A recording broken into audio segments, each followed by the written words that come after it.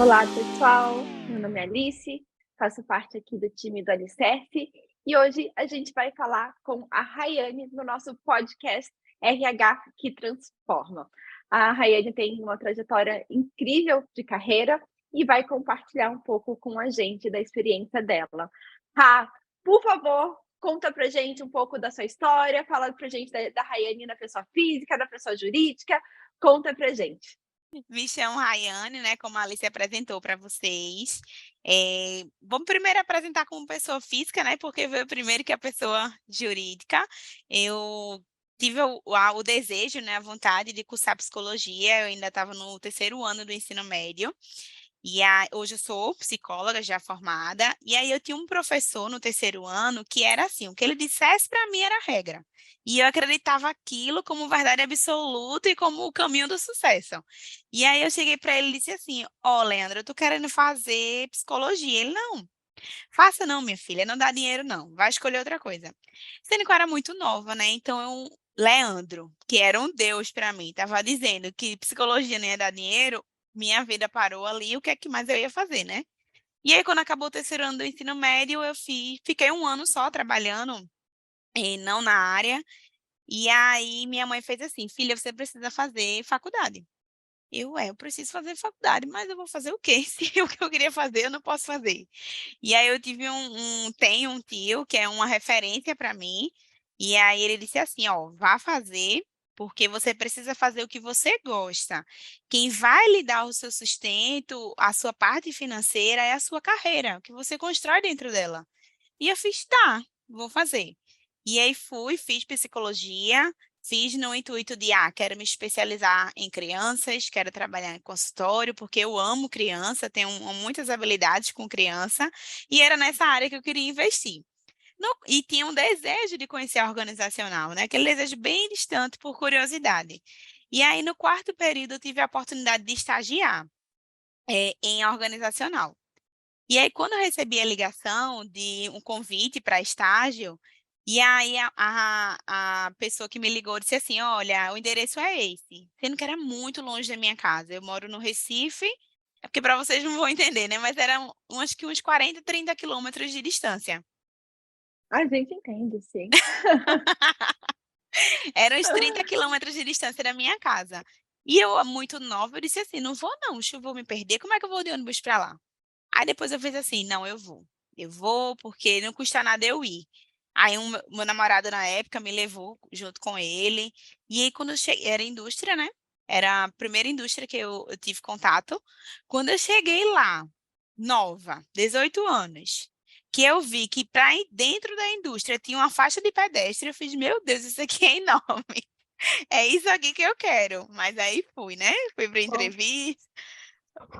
para entrevista. Foi passando, foi evoluindo, passei. E aí, quando tudo começou, eu foi fazendo sentido mais ainda para mim. Eu fiz, não, é organizacional que eu quero. E aí eu fui evoluindo, né, dentro do processo, eu entrei como estagiária, depois tive a oportunidade de ser contratada, passei por outras indústrias, e a cada passagem dessa eu tinha algumas pequenas evoluções de não, é isso que eu quero, é essa área que eu quero. Eu costumo até dizer assim, enquanto estagiária, eu tive uma educação corporativa internacional, porque a minha mentora na época ela me ensinou, eu até brinco assim, até o modo de pegar na caneta para escrever, o modo de falar no e-mail, de falar com a liderança, ela me ensinou muito bem. E eu acredito muito na base. A base ela precisa ser firme para que eu possa subir outras escadas, outros obstáculos, com outros certeza. desafios. E aí é isso. Hoje eu sou formada em psicologia, tenho MBA em gestão de pessoas, sou analista comportamental DISC, sou fissurada, apaixonada por pessoas. Eu acho que a mente humana me fascina muito a cada dia. E a minha área de atuação e de formação é uma área que eu preciso estar estudando todos os dias, porque todos os dias tem mudança, tem algo novo para nos acrescentar. Atualmente estou como supervisora de recursos humanos de duas indústrias, mas é dentro do mesmo grupo, que é no ramo cerâmico. estou vivendo ainda esse processo, eu fui promovida há pouco tempo, então estou saboreando a liderança. Antes era só nos bastidores, no sentido de ter muito contato com os líderes, ser parceira ali do negócio e estar sempre propondo melhorias em função do negócio, em função da empresa. Então agora eu tenho um posicionamento diferente, um pouco mais firme, né? Um pouco mais forte nesse sentido. Tenho Muito. planos de carreira. Eu falo muito, é. Esqueci Não, de não, dizer esse não, detalhe. imagina, nem um pouco, nem um pouco. Eu ia falar parabéns pela promoção. Obrigada. Eu tenho um segundo plano de carreira, que é uma consultoria em pessoas, desenvolvimento empresarial. Então, é um desejo muito tímido que ele começa a nascer. Então, estou aos pouquinhos administrando para que ele ganhe mais força. Então, eu trabalho também em função disso, desse segundo plano de carreira. É isto. Muito legal. Trajetória muito bacana, Rá. Parabéns, gostei. Obrigada. Me conta um pouquinho, na sua opinião, quais são os desafios e as barreiras que o RH enfrenta hoje? Tá, são muitos, mas eu acho que de todos os desafios, o que mais é difícil é que as pessoas entendam que o papel do RH vem mudando e muito. A gente deixou de ser aquele RH burocrático que está ali só processando os pedidos, que está ali processando folha, benefício, tem uma vaga e tem que repor aquela vaga. A gente deixou de ser, está deixando de ser cada vez mais, né? Então, é uma crescente que a gente vem tendo, que antes éramos vistos como uma área de apoio. Mas a gente também é uma área estratégica, é uma área de pessoas. Interessante. E assim, quanto mais o RH tiver conhecimento do negócio, mais ele vai ajudar naquela reunião com os líderes, com a gerência, que nós entendemos do negócio, mas também entendemos muito mais de pessoas. Então, a gente é esse elo, essa ponte entre a empresa, o negócio, os líderes e as pessoas, o que é melhor para elas e tê-las no centro. Então, o desafio do RH é fazer com que os parceiros, né, das indústrias, de parceiros durante o dia a dia, entendam que a gente deixou de ser um back-office para a gente ser um provedor daquele conhecimento, um provedor daquilo que está se pedindo, aquele parceiro mesmo de negócio. Estou aqui para te ajudar a tomar as melhores decisões estratégicas, preservando o negócio da empresa e preservando a saúde do colaborador. Muito bom. Eu tive uma reunião ontem com uma diretora de RH, de uma fintech, e ela falou exatamente isso, que hoje o papel do RH é muito mais estratégico, né? Ele está ligado à estratégia da empresa e não mais só dessa forma mais burocrática e operacional, como você falou. Adorei, muito bacana. E me conta aí, na sua opinião, na sua vivência, como você acredita que o RH pode transformar pessoas em empresas? Afinal, a gente está no podcast RH que transforma. Olha, eu entendo que o RH é um caminho facilitador. É como se a gente fosse uma ferramenta que ajuda a gerir pessoas, que ajuda a gerir o processo através das pessoas. Então, eu posso ter a fábrica mais moderna do mundo, com o melhor maquinário do mundo de ponta, mas eu sempre vou precisar de alguém. Então, sempre que eu precisar de alguém, eu vou precisar ter gestores de pessoas.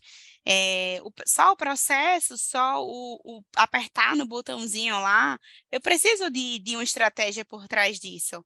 Então, assim, eu entendo que somos facilitadores nesse conhecimento, nessa expansão de consciência. Porque quando eu tenho a oportunidade de criar uma expansão de consciência, de autoconhecimento numa pessoa, ela não precisa de mais nada, porque ali ela já entende e aí ela vai buscar com os próprios meios, as suas próprias ferramentas. Eu tenho um exemplo para te dar disso. A gente trabalha com um processo recrutamento interno muito forte, e a gente prefere buscar internamente do que buscar externo, porque interno a gente tem a opção de poder gerar o desenvolvimento para aquela pessoa, para aquele colaborador. E aí teve uma vaga interna que a pessoa se inscreveu porque ela tinha interesse em se inscrever e melhorar a vida dela. E aí, quando eu conversei com ela, ela tinha um curso totalmente distante do que ela vivia em indústria.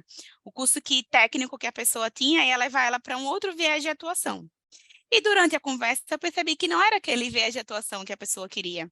E aí eu expliquei para ele, eu dei um feedback, ó, isso aqui, tu tem essas possibilidades, mas se tu investir nesse outro lado aqui, tu vai ter essas possibilidades e ainda você vai trabalhar com o que você gosta. E assim, o que é mais prazeroso para a gente, enquanto facilitador, é ver o outro lado começar a expressão de fez sentido agora. E aí, no final, ele disse assim, poxa, por que que eu não conversei antes? A gente nem se conhecia quando ele começou o curso, e mais a necessidade que ele teve de uma orientação. Por que que eu não conversei antes, para entender antes? E talvez ele teria feito outro curso antes, que agora, nesse momento, talvez o habilitaria para o que ele estava Sim, buscando, que levaria ele para onde ele quer ir, né? que levaria ele para onde ele quer ir.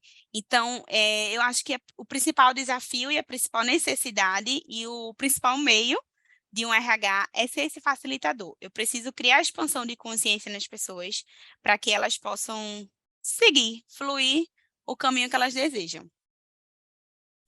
Adorei, muito bom, adorei esse exemplo. E vou puxar aqui um pouco, né, para o nosso lado. Você sabe que o LCS é uma empresa de impacto social que visa o impacto pela educação, então eu sempre tenho uma pergunta aqui que traz um pouco esse aspecto. Então eu queria saber, na sua opinião também, como que você acha que a educação de base ela impacta os novos candidatos ou o trabalho dos colaboradores? Você sente que a educação de base tem alguma ligação ali com o desenvolvimento dos colaboradores? Tem uma super ligação, eu diria que é a base. Quando você fala de base, eu falo que conhecimento, educação é base. Eh, Hoje, o que é que o mercado mais busca de habilidade comportamental? Inteligência emocional. E não é modinha, é real, é preciso, é necessário. É mais fácil ensinar técnica, boto um certificado, um curso, dou lá o procedimento, do que eu desenvolver uma pessoa, porque quando eu falo de pessoas, eu trato de subjetividade. Então, assim, nesse intermédio, o que mais vai pesar é a competência comportamental. Na escola, a gente não é ensinado a ter inteligência emocional, a ter educação financeira. E quando eu chego na fase adulta, eu sou cobrada por isso. Na fase adulta, eu tenho que ser inteligente emocionalmente. Na fase adulta, eu tenho que ter um controle financeiro para que eu possa prosperar. Mas como é que eu vou ter uma coisa que não me foi ensinada? Que de geração em geração não foi passado? Eu diria que se a gente fizesse um pontapé inicial, daqui para frente, tá, vamos mudar a educação, vamos. Vamos inserir nas escolas de inteligência emocional, um momento de autoconhecimento, educação financeira, vamos, porque isso aí vai fazer uma grande diferença. Uma Em super. 20 anos, a gente teria uma transformação no nosso país que a gente não consegue. Eu consigo imaginar, né? Eu tenho essa. Eu sonho com isso. Mas eu concordo completamente com você. Se a gente investisse no que a gente, né, que é o lifelong learning, né, que é Isso. o que a gente precisa de conhecimento para a nossa vida inteira. E aí a gente está falando de competências socioemocionais e também da base, né? Porque com a base a gente consegue aprender qualquer outra coisa. Se você não tem base, você não vai conseguir se desenvolver em nenhuma área. E assim, conhecimento é uma coisa que ninguém nunca vai te tomar. E você só consegue tomar grandes decisões com base em conhecimento. Então, se eu fui lá e não tive um estímulo, um engajamento para eu continuar meus estudos, como é que eu vou sair da zona que eu estou? Como é que eu vou me movimentar do lugar que eu estou? Eu vou viver aquilo ali. E aí, se eu quiser viver além daquilo ali, eu vou precisar dar 2 passos para trás para que eu consiga alcançar novos voos. Então, assim, educação, para mim, é um pilar. É um pilar. Com certeza, concordo com você. E, bom, conta pra gente, o que você acha que é um ponto forte do RH da sua empresa atual que você trabalha hoje, né? Você já passou aí por algumas indústrias diferentes. Conta um pouco pra gente o que você acha que é o ponto forte. Olha, eu sou suspeita em falar, porque eu vivo aqui e eu sinto, né, das pessoas.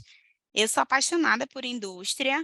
Indústria sempre vive em mudanças, mas de uns 2 anos para cá, a gente está vivendo muitas mudanças. A gente teve uma importante mudança na diretoria, e essa mudança de diretoria trouxe um modo de pensar, uma abertura, uma expansão de consciência, de aprendizado super diferente.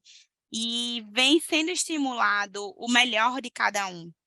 Então, assim, somos uma multinacional, estamos no Brasil com 6 fábricas em lugares diferentes, mas conseguimos ter a conexão no centro. Porque eu estou aqui em Recife, mas tem fábrica lá em Santa Luzia, tem fábrica em Serra do Espírito Santo, tem fábrica em São Paulo, mas tem um ponto em comum com todos que o que é planejado para todas iguais. Todos precisam viver a mesma experiência. Então, o ponto em comum que eu entendo do meu RH hoje, do time que eu faço parte, é o engajamento, o nível de engajamento para que o colaborador tenha uma boa experiência, para que exista o desenvolvimento nas pessoas. E aí, quando eu consigo dar ré, quando eu consigo avançar, eu vou e consigo avançar, e tenho suporte, tenho apoio dos dois lados, para quando eu precisar estacionar e para quando eu precisar avançar. Eu sou muito fã da indústria que você trabalha, eu gosto muito de saber esses detalhes. Bom, a gente está quase chegando ao fim aqui do nosso podcast, e eu queria que você compartilhasse um case que você goste, assim, pode ser da sua atual empresa ou das outras que você passou, mas um case que você acha interessante compartilhar com os nossos ouvintes. Olha, a gente está vivendo, né, como eu falei, muitas coisas, muitas transformações. Transformação de cultura também não é fácil, né? Mudar cultura não é de um dia para o outro. Mudar cultura é mudar comportamento. E para que esse comportamento ele seja mudado, eu preciso repetir, eu preciso querer também. E aí um highlight do que a gente está vivendo é a transformação digital. Então, a gente recentemente participou de uma conferência digital e na trilha do conhecimento de RH, não sei se vocês já ouviram falar do TDC. E aí, dentro desse evento, a gente participou na trilha do RH, como provedores saindo de back-office a provedor de conhecimento, né, de desenvolvimento. E aí, dentro dessa trilha, o meu gerente de recursos humanos, o Ilamis Costa, ele apresentou lá o case do RH digital, que a gente está saindo de 2.0 para 4.0, é uma mudança brusca, necessária. Pularam o 3.0. Pulamos. A gente é ansioso, acelerado, quer logo o melhor. E aí, esse processo de imigração, ele falou um pouquinho lá, e a gente está vivendo ainda, a gente não terminou de viver. A gente ainda está, a gente calcula uma rota, daqui a pouco, no outro dia, tem que recalcular, e tudo isso tem que ser respeitado a cultura da empresa, porque sem ela a gente não vai para frente e nem para trás. Se eu não entender o que é que eu tenho hoje, eu não vou para frente e vou ficar estacionado. E tudo que eu gerar não vou ter retorno. Então, está sendo gostoso viver esse processo, está sendo difícil, porque todo processo de mudança não é fácil, é doloroso, é todos os dias que a gente aprende alguma coisa, calcula uma rota, recalcula ali, mas a gente não está deixando que a essência das pessoas, da experiência, do colaborador, do viver esse processo, a gente não está deixando de lado, e eu acho isso incrível. Adorei, muito bacana. Adorei que vocês pularam também, né? Falaram, não, não vamos lá para o Vamos melhor. logo. Legal. E agora eu queria que você compartilhasse uma dica com a gente. Assim, essa dica a gente já tinha conversado um pouquinho sobre isso antes, mas essa dica pode ser super abrangente, o que você quiser deixar aqui para os nossos ouvintes. Olha, eu deixo 2 dicas. Uma que é um livro do JP Coutinho, que é o RH Exponencial. Leiam, é simplesmente incrível. É a transformação, é o RH digital, é o RH provedor de pessoas. Então, é importante que, enquanto RH, eu comece a ter esse mindset do RH ágil, sabe?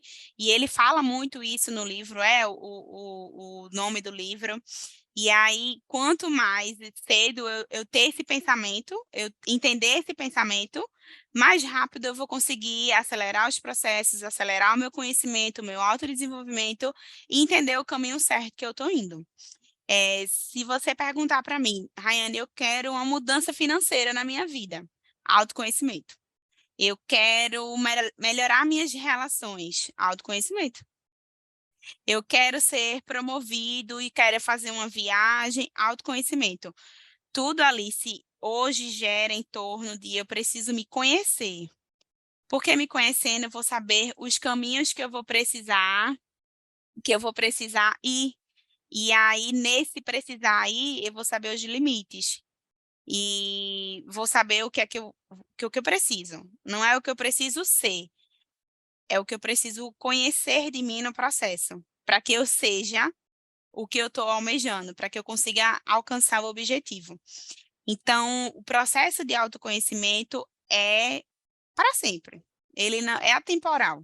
É o tempo inteiro. Eterna vigilância. Eterna vigilância. E você aprendeu um pouquinho aqui, daqui a pouco você aprende mais outro tanto. E nesse processo de autoconhecimento vai gerar aquela tão sonhada inteligência emocional. Porque eu acho não, algumas pessoas ainda confundem o termo da inteligência emocional no sentido de, é ter o controle das emoções? Não, você não vai ter o controle das suas emoções.